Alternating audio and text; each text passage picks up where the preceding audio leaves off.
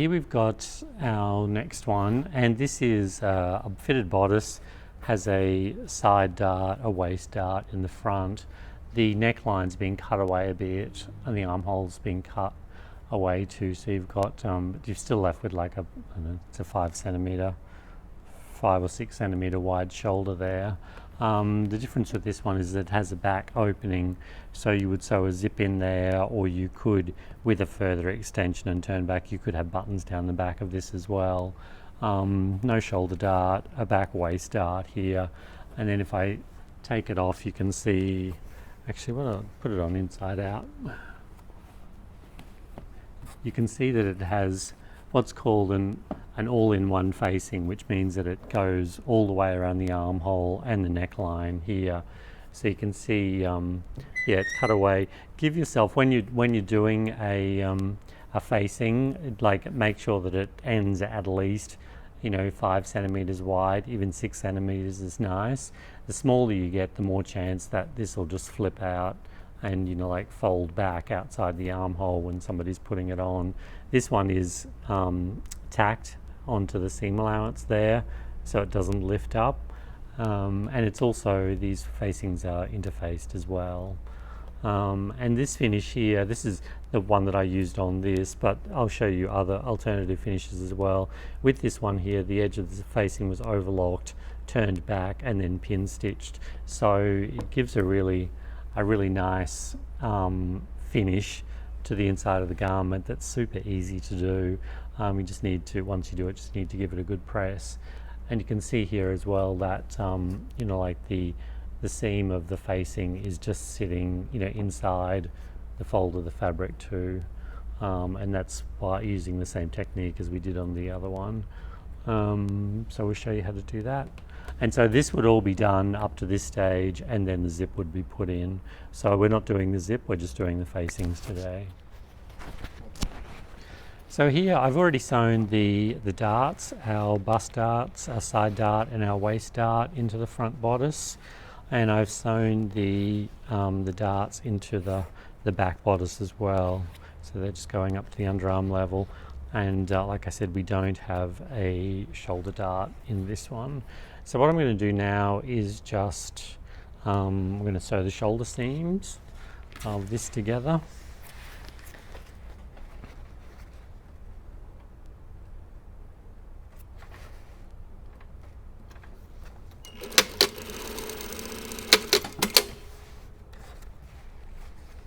One centimeter shoulder seams.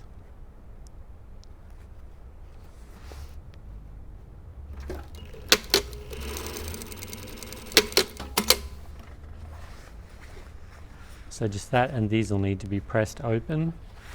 These are our facing pieces. So we have a pair for the back,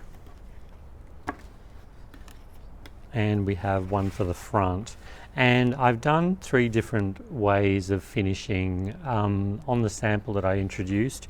That's this one here. So it's overlocked, then just the overlocking's turned back and pin stitched along the edge, which is a nice finish. You could also, this is a 4-thread overlocking. You could have a smaller one as well. So it was only, it was only as wide as this here. That's another option. This one here is just left overlocked, so this is the original overlocking. This is a cheaper finish, but it's still, a relevant finish.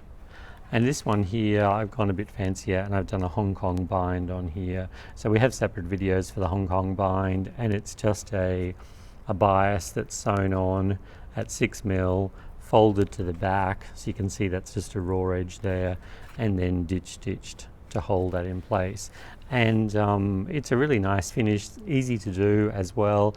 You could also have a contrast. You could do the binding in a contrast as well, which might be really cute for, like something a bit more summery and fun. So with the facings, I'm going to sew the shoulder seams on them. Okay.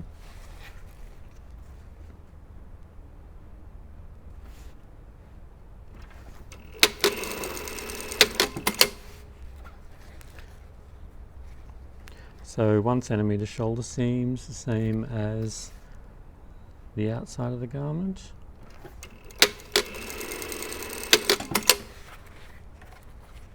And I'll just give these a press, and the same on the outside, and then we'll get on to attaching the facing onto the bodice. Okay, so I've pressed open my seam allowances on the shoulders of the outer fabric and the facing here. So what I'm going to do now is start attaching the facing onto the outer garment. We'll start by doing that around the neck. So you can see they're just sitting on top of each other. You can put some pins in if you like. It would also be good, I haven't got one, but it would be good if we had a centre front notch on the centre front neck as well, but we'll get through. So I'm not starting right at the edge here, because remember we still need, well, I won't show you how to do it, but there still needs to be a zip that goes in here, so we need this to be loose to work around the zip. So maybe 3 or 4 centimetres from the edge, a 6mm seam allowance that we've got around the neck.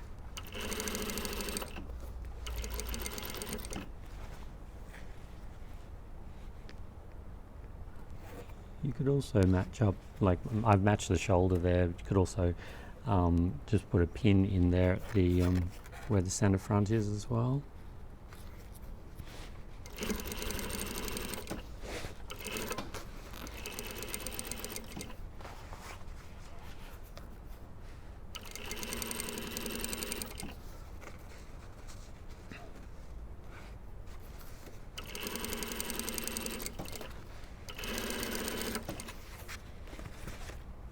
Just do things section by section, don't try and do it all in one go.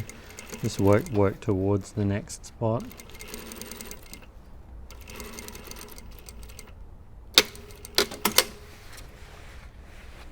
Okay, so there's our neck done. Now I'm going to just do some understitching, but just around the front neck. So on the facing side, pushing the seam allowances towards the facing. Start at the shoulder.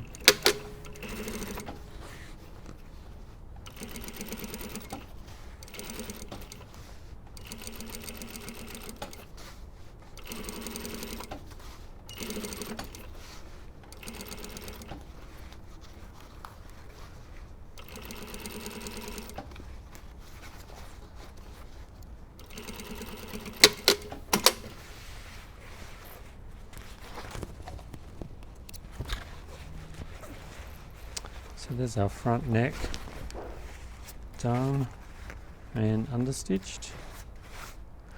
Okay, so now we need to do the armholes. So we'll fold the facing back onto itself here. And I'm sewing it with the facing underneath and the main garment on top. So we can pull that facing out a little bit.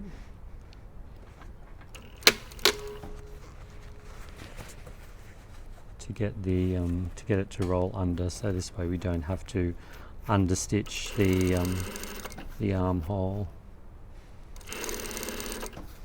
And see how you go. Generally it's 2mm, but if you're working with a bulkier fabric, you might actually need to go, to 3mm.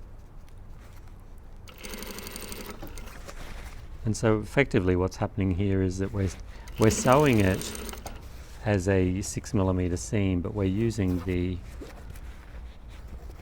outer garment's seam allowance. So it's really a 6mm seam for the outer layer and an 8mm seam, 8.5mm seam on the facing, and we go back to nothing at the underarm there. You can see the difference there, going back to nothing at the underarm.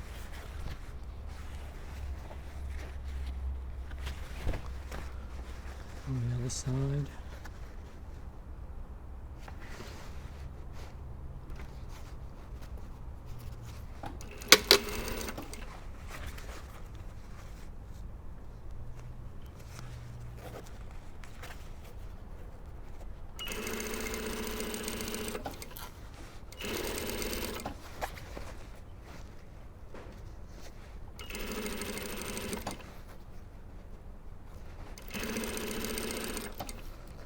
Usually I don't clip around the armholes or the neckline if I'm sewing at 6mm. Generally you don't need to, because the 6mm is narrow enough just to fold back on itself. If you're working with a 1cm seam allowance, you can see the difference there between the two. If you're working with a 1cm seam allowance, I'd sew it at 1cm and then probably trim it back to 5 or 6mm anyway. Otherwise, you probably will need to clip in around the curves if you've got a 1cm seam allowance or an armhole. So we've done this. We've done our neckline, our armholes, and now we need to pull the actual back through. Oh, here we go.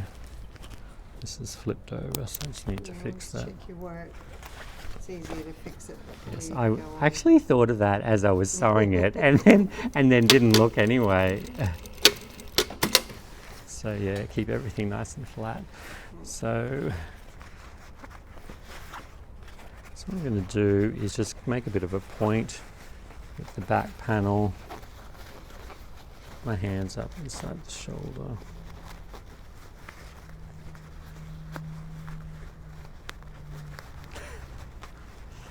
Some fabrics, stiffer fabrics harder to do. Yes, you don't have much flexibility. Yeah, there we go. So just do this gently, so you don't rip anything.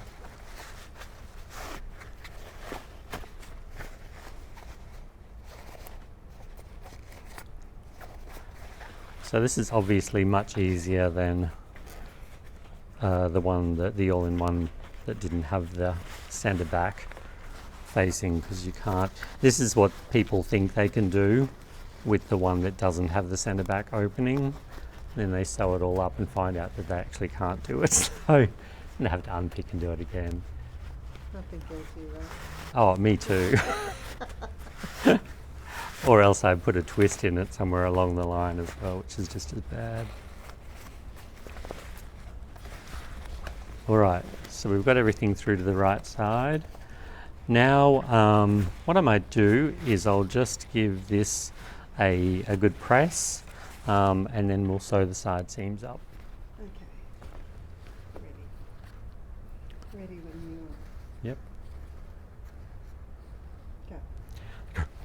Go. So I've pressed the armholes and the neckline, and you can see how just by pulling that around, that that facing has just tucked under around the armhole over the shoulder, and we've got the a really definite nice finish around the neckline with that understitching just up to the shoulder. So now we're just going to finish the side seams. So because I like to sew my facings together and then my side seams together and then finish the armhole, that's what I'm going to do. So just pulling this, the seam allowances out of the way, 1cm seam allowance on the side seam.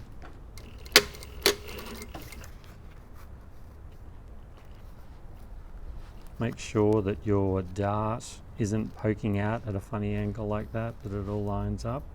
Otherwise you'll get a weird pull when it's on the body.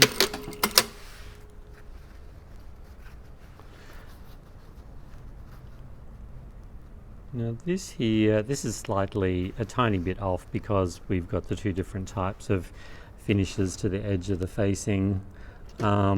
If you're, actually something I didn't mention before, but if you are doing whatever finish you're doing on the edge of the facing, you should actually do it at this point. After you've sewn the facings together, then you do this as one continuous line of overlocking all the way around, or you would continue this binding all the way around, or you would continue this all the way around. So don't do it.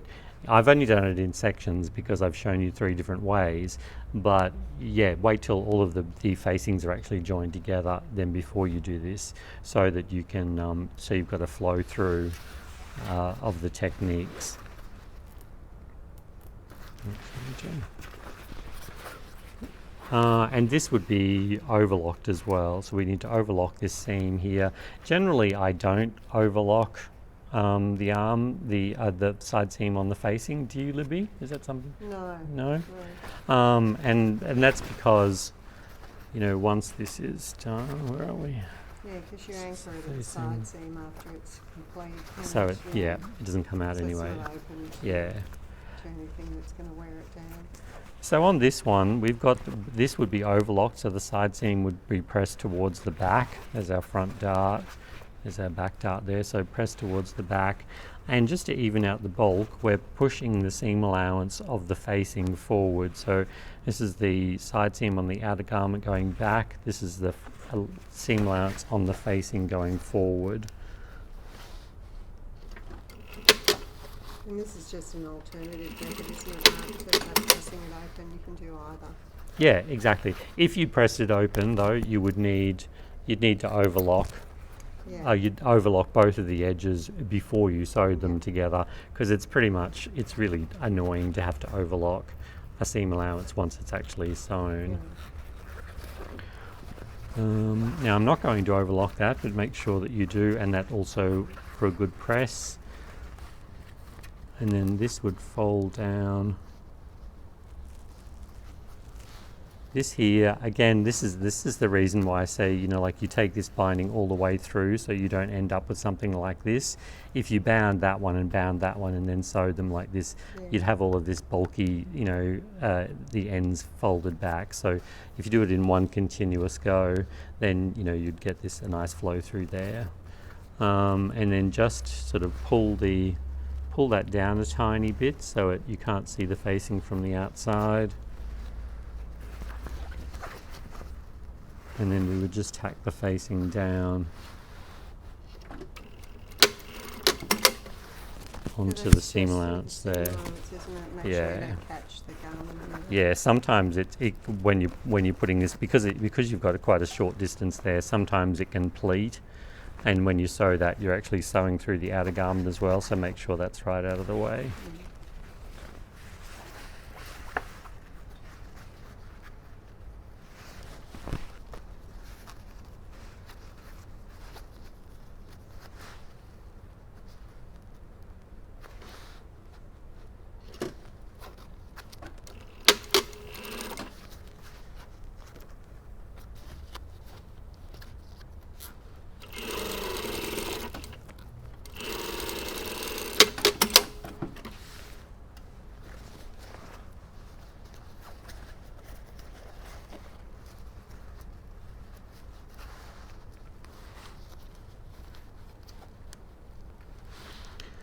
And this one here at the edges of the facing, match them at the underarm, and obviously this one here, because that overlocking is turned back, it's going to be shorter than the one that was bound, the Hong Kong bind.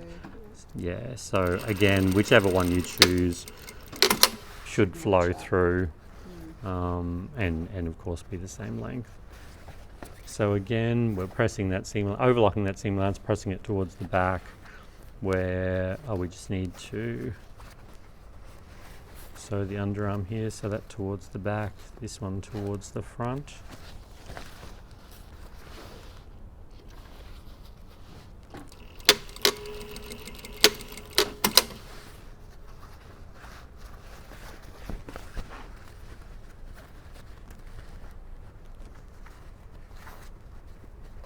And again, we're just pulling.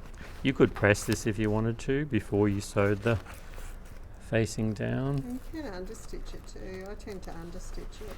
Yeah, I like you the could. control it gives me, and Yeah, so if you were understitching it, you'd probably start up about there. It's just how far you can, because you need to get all of this out of the way. You just have to see how far up you can start, and I'll give this a go and we'll see. So yes. it's controlled well already on the shoulder section, so you don't need to start that high up. Yeah, exactly. So I'm lazy, so I'd go with the pressing. I But just find this to make sure I get all the seams. seam out. Yep, so we're pushing the seam allowances towards the facing and then sewing through those 3 layers.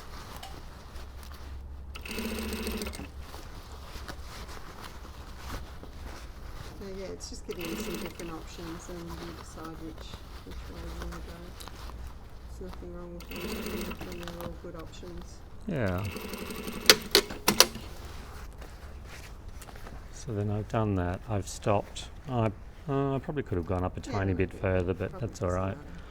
And the back's up a bit higher too. So now that we've understitched there, fold this down. Remember, this is already overlocked. We line the seam allowance up here.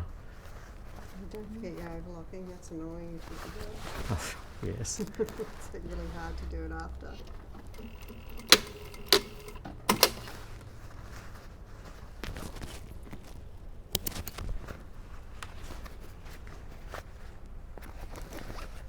So let's have a look at this.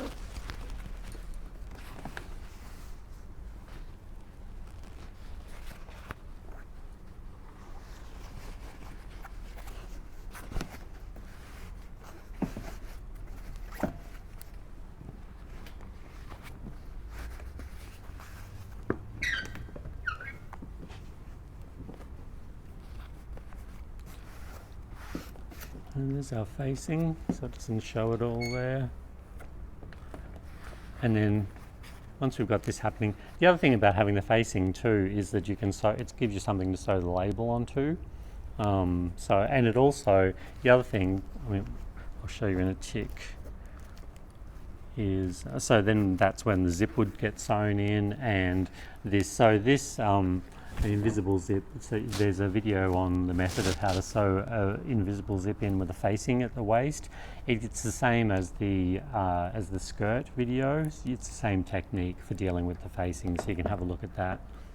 The other thing too about having the facing is that when it's when it's on the hanger and it's hanging up, it is nice that you can actually see a facing, in the back there. Rather than, overlocking. Yeah, so that'll be tucked in with a zip, but it also gives you a spot there to sew the label onto.